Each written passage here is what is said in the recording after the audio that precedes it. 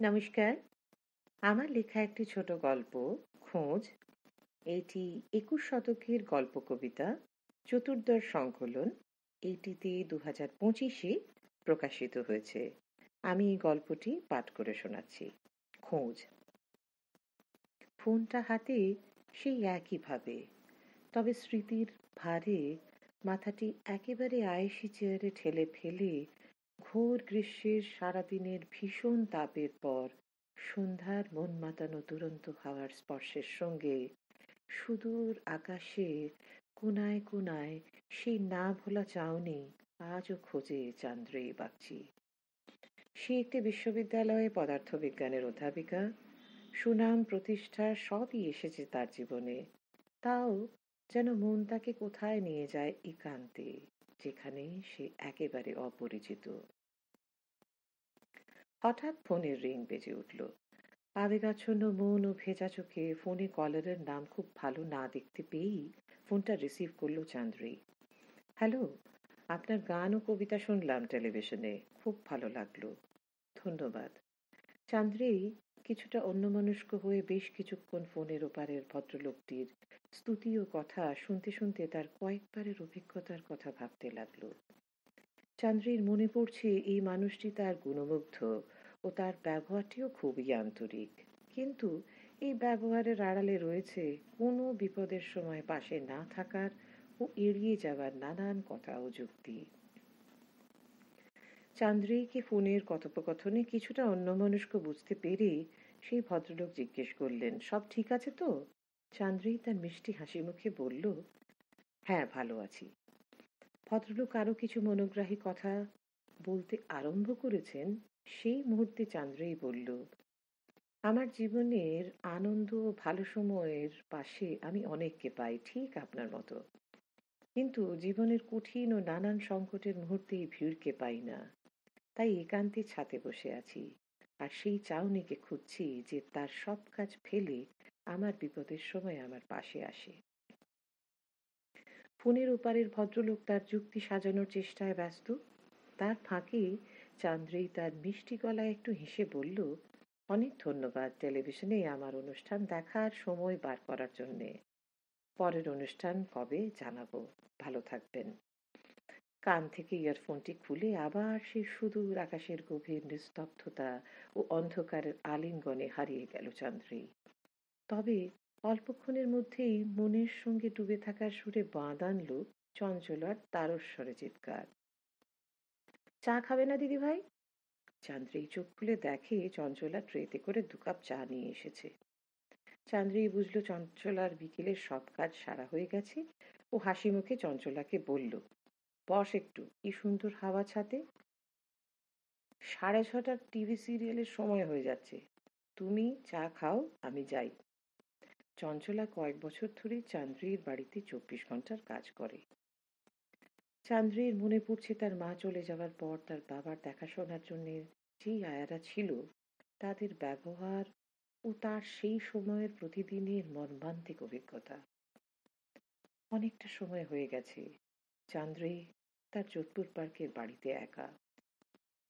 তাও তার স্মৃতির পাতায় লেখা মর্মান্তিক সময় ও অভিজ্ঞতার কথা যখন তার মন পাতা উল্টিয়ে পড়ে, বুকের ভেতরটায় ততটাই ব্যথার যন্ত্রণা হয় যে চোখের জল কোনো বাঁধ মানে না। চান্দ্রের মনে পড়ছে সময় তাকে ভুলিয়েই দিয়েছিল যে তার নিজেরও যত্নের প্রয়োজন আছে। শরীরের প্রতি তার নিত্য অযত্ন এক বড় অসুখের সম্মুখীন করেছিল চান্দ্রেয়ীকে। ল্যাবরেটরিতে কাজ করতে করতে হঠাৎ তার শরীরে সেই অসহ্য যন্ত্রণা। কাকে বলবে, কে তাকে সাহায্য করবে? সেই বিপদের সময় চান্দ্রীর দেবদূত বাবুর কথা মনে পড়েছিল, যে চান্দ্রীর ফোন পেয়ে বলেছিলেন, আমাকে 10 মিনিট সময় দিন। এই অল্প সময়ই সে চান্দ্রীর চিকিৎসার ব্যবস্থা করেছিলেন। কয়েক ঘন্টার মধ্যেই চান্দ্রীর জীবনে অমূল্য অভিজ্ঞতা এলো। ছবির মতো মনে পড়ছে চান্দ্রীর, আর সে তার স্মৃতির পাতাগুলো ভেজা চোখে পড়তে লাগলো মনের গভীরে। মনে পড়ছে চান্দ্রীর তার ল্যাবরেটরিতে কাজ করছিল যে ছাত্র স্কলার, তালাই হলো তার ডাক্তারের কাছে তাকে নিয়ে যাওয়ার সঙ্গী। ঢুকেই বুঝতে পেরেছিল চান্দ্রেয়ী সব ব্যবস্থা করা ছিল। একজন স্বনামধন্য সার্জন অপেক্ষা করছিলেন। প্রথম এক্সামিনেশনের পরেই বোঝা গেল অপারেশন লাগবে। সময়ের মধ্যেই অপারেশন হলো, ব্যথার নিষ্পত্তি ঘটল। অপারেশন থিয়েটার থেকে যখন তাকে জেনারেল বেডে দেওয়া হলো, মনে পড়ছে চান্দ্রের প্রথম চোখ খুলে সে দরজার দিকে চেয়ে প্রথমেই দেবদূত বাবুকে দেখতে পেয়েছিল, যে দাঁড়িয়ে রয়েছিলেন তার আত্মবিশ্বাস ও ব্যতিক্রমী ক্ষমতা সহ। অল্পক্ষণের মধ্যেই সার্জন এসে অতি স্নেহে বলেছিলেন যা চান্দ্রের কানে আজও বাজে, যেখানটা সার্জারি করেছি ও যেখানে অ্যানেস্থেসিয়া দেয়া হয়েছে ব্যথা হতে পারে। তাই শুনে চান্দ্রের মনে পড়ছে সে উদ্বেগের সুরে সার্জনকে জিজ্ঞেস করেছিল, ডাক্তারবাবু আবার ব্যথা হবে? সার্জন নিশ্চিন্ত সুরে বলেছিলেন, ব্যথার ওষুধ দেওয়া আছে, ইন্ট্রাভেনাস চলছে। তাই দেখে চান্দ্রের মুখে হাসির ছোঁয়া দেখে সার্জন নিশ্চিন্তে ঘর থেকে বেরিয়েছিলেন। সার্জনের সঙ্গে দেবদূত বাবু কথা বলছিলেন ও তার পাশে দাঁড়িয়ে ছিল চান্দ্রের দুইজন ছাত্র। মনে পড়ছে চান্দ্রের, সে তাদের জিজ্ঞেস করেছিল, তোমরা কিছু খেয়েছো তো? তারা তাদের ম্যাডামকে এই অবস্থায় দেখে বেশ চিন্তায় মোড়া হাসি মুখে বলেছিল, হ্যাঁ ম্যাডাম, স্যার খাইয়েছেন। মানুষটির প্রতি চান্দ্রের শ্রদ্ধা ও কৃতজ্ঞতা আরো গভীরতর হলো। নার্সিংহোমের সেই ঘরের সেই মুহূর্তগুলো চান্দ্রের জীবনের মনের গভীর ক্যানভাসে তোলা রয়েছে। তার শরীরের সেই ব্যথার কাছে সে কিছুটা হলেও ঋণী, যার জন্যে সে এই অমূল্য অভিজ্ঞতার সাক্ষী হতে পেরেছে। মাঝে মধ্যেই তার ছাত্রছাত্রীদের ফোন আসছে, গরমের ছুটি, তাই সন্ধেবেলায় বাড়ির ছাদে, না হলে এই সময়ও ইউনিভার্সিটিতেই থাকে চান্দ্রেয়ী। গবেষণার মধ্যে দিয়ে অজানাকে জানার অভ্যেস, জীবনের পথে কুড়িয়ে পাওয়া সুখ্যাতি, সূক্ষ্ম অনুভূতি চান্দ্রের মনে অনেকটা নিজের জায়গা খুঁজে নেয়। খোলা হাওয়ার কোলে চান্দ্রের মন তার গবেষণার বিষয়ে গভীর চিন্তায় মগ্ন। ঠিক তার ফাঁকে ফোনের রিং বেজে উঠল। কি ব্যাপার, খুব ব্যস্ত যা বুঝছি? টিভি প্রোগ্রাম দেখলাম তোমার, খুব ভালো গেয়েছ, কবিতা পাঠও চমৎকার হয়েছে। চিত্রাদি, মনে হচ্ছিল আজ আপনি ফোন করবেন। আজ তো ছুটি। এখন কোথায়? ছাদে খোলা হাওয়ায় হাঁটছি। পাশে সেই মানুষটি এখন হলে কত ভালো হতো বলো তো। আমার না পারা কি ভালোবাসবে? এমন মানুষ কোথায়? তুমি তো সব পারো, তাহলে না পারা কোথা থেকে আসছে? তোমার শিক্ষকতা, গবেষণা, লেখা, কবিতা, উপন্যাস, গান, গল্প পাঠ ও আবৃত্তি সবই তো খুব সুন্দর। ও তার উন্নতির পথে চরৈবেতি। এত সুন্দর দেখতে তুমি। না চিত্রাদি, অনেক কিছু পারি না। যেমন? যেমন ভিড় রাস্তায় গাড়ি চালানো, অচেনা জায়গায় যাওয়া ও তাতে কোনো অসুবিধে না মনে হওয়া। তুমি সেই ছোটদের মতো কথা বলছো চান্দ্রী, এগুলো একটা না পারা? এই বড় হয়ে যাওয়ার মধ্যেও ছোটদের মতো কথা বলা কি সব পারা বলে চিত্রাদি? যে না বলা কথা বুঝে আপনার জীবনে পেয়েছেন কোনোদিন? চিত্রাগুহ একজন স্বনামধন্য সিনিয়র সায়েন্টিস্ট, দেশে বিদেশে তার গবেষণা স্থান পেয়েছে। চান্দ্রের এই কথায় কিছুক্ষণের জন্য বাকরুদ্ধ হয়ে গেলেন। চান্দ্রী চিত্রাদির কোনো উত্তর না পেয়ে শুধু বলল, আমি পেয়েছি এমন মানুষ যে আমার না বলা কথা বোঝে ও উত্তর দেয়। তবে তাকে হারিয়েও ফেলেছি সময়ের কাছে। আমার মায়ের কথা প্রতি মুহূর্ত মনে আসে ও ভাবি, এই পৃথিবীতে এভাবে একা রেখে চলে গেল মা আমাকে। ওই অধ্যায় যে সারা জীবন থাকে না চান্দ্রী। মনকে যে ঠকাতে পারি না চিত্রাদি। সে যখন কথার পরিপ্রেক্ষিতে যথাযথ উত্তর পায় না, সে যে সূক্ষ্ম অনুভূতির কাছে নির্বাক হয়ে থাকে, আর যে সে বাদ মানে না। চিত্রাগুহ তার জীবনের এই অধ্যায় অনেক দূর অগ্রসর হয়েছেন। স্বামী, ছেলে, ছেলের বউ ও নাতি সব নিয়ে তার আজ ভরা সংসার। চান্দ্রীর আবেগ ভরা এই গভীর কথায় কিছুক্ষণের জন্য আবার নিস্তব্ধ হয়ে গেলেন চিত্রাগুহ।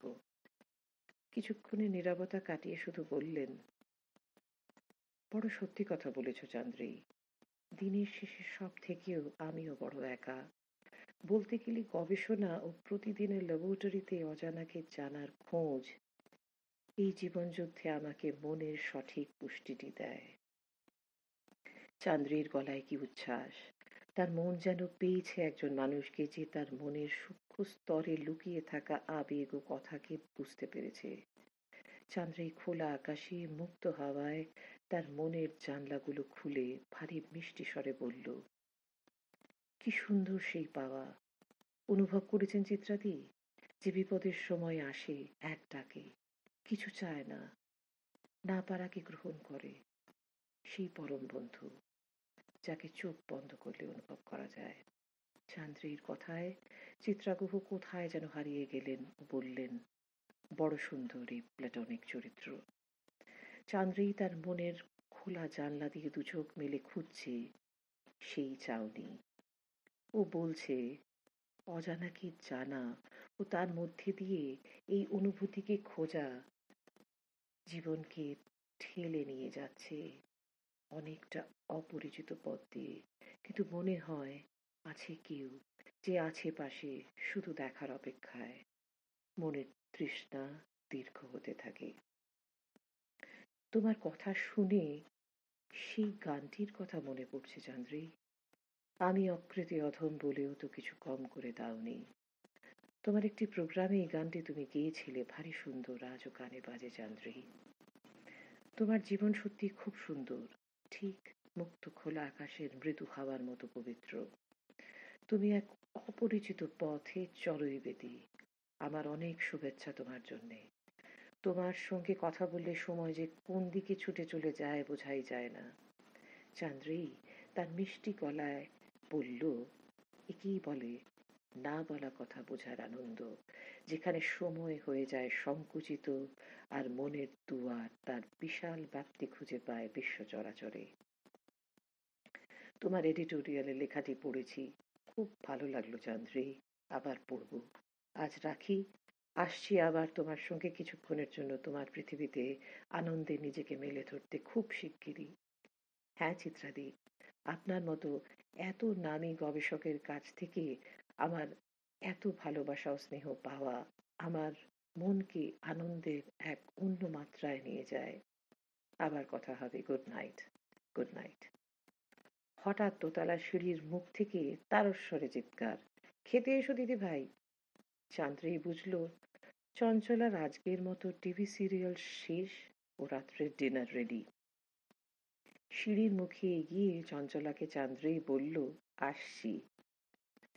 রাত্রের আকাশের তারা ও সঙ্গে মুক্ত খোলা বাতাস যেন চান্দ্রেয়ীকে বলছে, তোমার অপেক্ষায় আছি আমরা ও সব সময় থাকব, তোমাকে তোমার মতন করে বোঝার নতুন অঙ্গীকারে।